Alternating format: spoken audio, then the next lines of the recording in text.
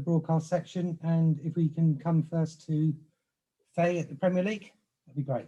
Morning, Mikel. Hello. 2-1 defeat to Wolves back in November. It seems like so long ago. You were really struggling for form back then, but it feels like a completely different Arsenal that's going to be going to Molineux. What would you say is different about your side from then?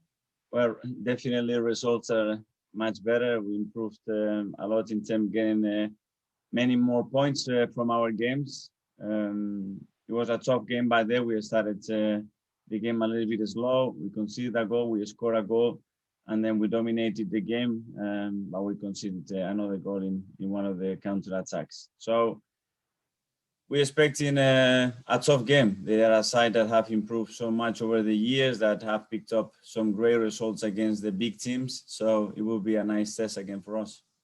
They were 6th after that match, but now 14th and just one win since that game as well. How much do you think that injury to Raul Jimenez has defined their season, and what have you made of their recent form?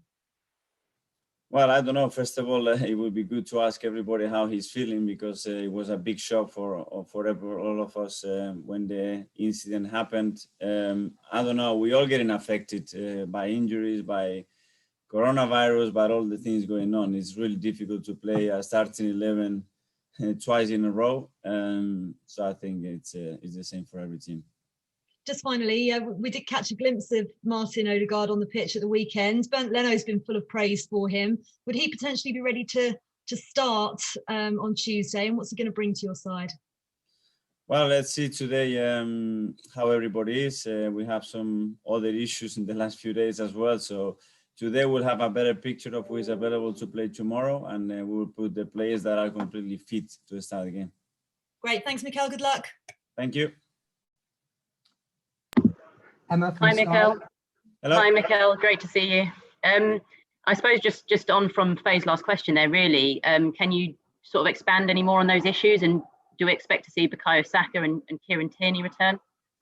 We don't know yet. Today we've got a training session. They haven't been able to train yet with us. So I think it will be really difficult for them, but I don't know. We're going to try to last minute, see how they are feeling.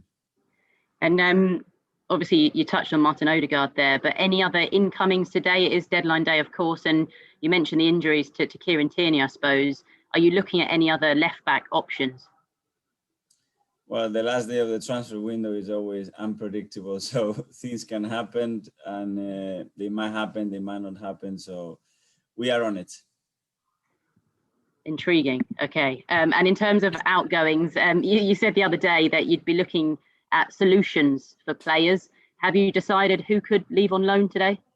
Yes, we have decided, and we are working on it. So you will find out before 11. Okay, just one more from me. On Ainsley Maitland-Niles then, who could be one of those players you're talking about, a lot of interest from him. What do you expect to happen to him today?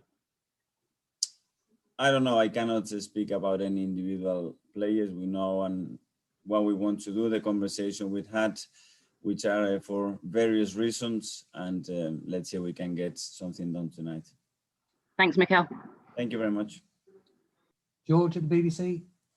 Thanks, Mark. Hello, Mikel. Hello.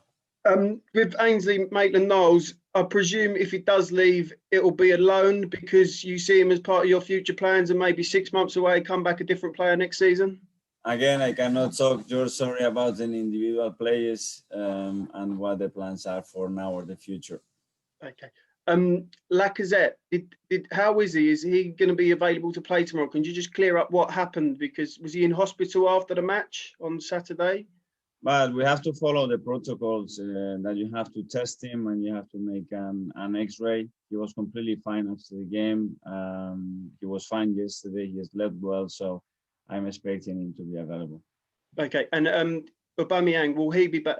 Is he going to be back tomorrow, or do you think more Saturday? There's still some things to clear up, but maybe yes, maybe not. We don't know. We're still doing some paperwork and stuff at the moment. And on the whole, how have you viewed your transfer window so far? I know you've still got one more day to go, but are you happy with what's been done at the club? I can answer that question better probably after tonight, because there are things to get done. Okay, thank you. Thank you. Ian at TalkSport.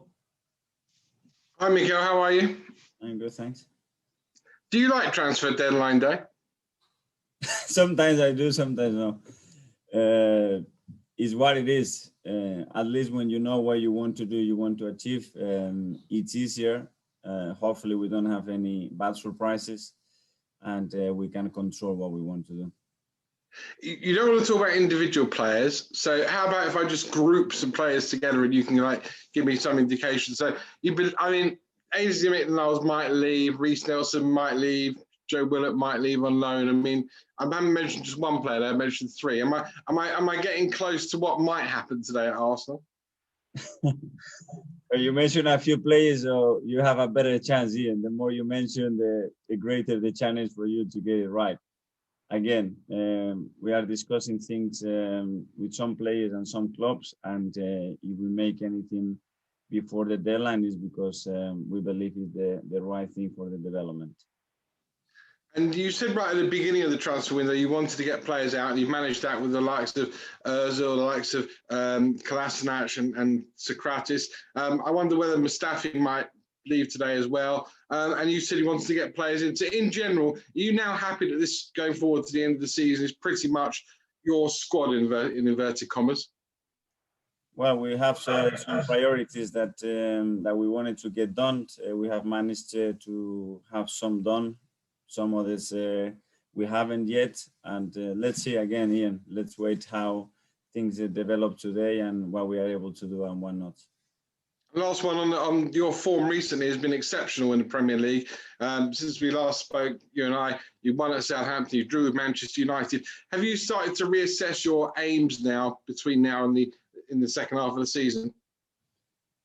Well, obviously we took some pressure off ourselves with the situation we were on the table, but we know that there is a long way to go, a lot of points to catch up with the top teams, but we have to go game by game, and if we keep performing the way we are at the moment, we will be in a good position at the end of the season. But we have to be very consistent to have any chance of achieving any top spots. Good luck, and don't forget any transfers. You let me know first, yeah. Okay, don't worry, I will do that. Nick from Haters. Okay, we'll all be following you, Ian. Morning, Mikel. At this time of year, do you speak to Edu more than anyone else in your life? Is he the most important person for you? Probably in the last year or so, I spoke with Edu more than anybody else in my life. That's for sure what my wife says, because of all the things that we have to go through with coronavirus as well, the transfers.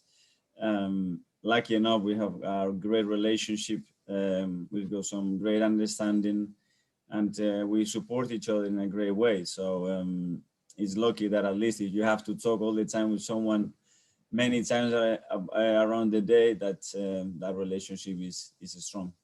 Are you surprised he's managed to get so many deals done this winter, considering the lack of finances in the game? Well, I think he's doing a great job at the club since I joined. The clarity that he showed when they came to try to convince me to join the club, and then to stick to the plan that we have and the way he's going about it, I'm really impressed with him. I'm just wondering as well, finally, when do you have to announce or put in your squads for Europa League and the rest of the season? Because you need to presumably get Odegaard and Martinelli in there. Do you foresee any problems there at all? It will depend what happens today. We will have to make a decision probably, which we want to delay as much as possible, but it will have to be done, yes. So you can't see any high-profile players being left out again like last time? Or could Hopefully they be? not. Hopefully not. Okay, all right. Best of luck with that. Thank you. Thanks for your time. Cheers. Thanks, Nick. Couple for 10:30 tonight, Embargo.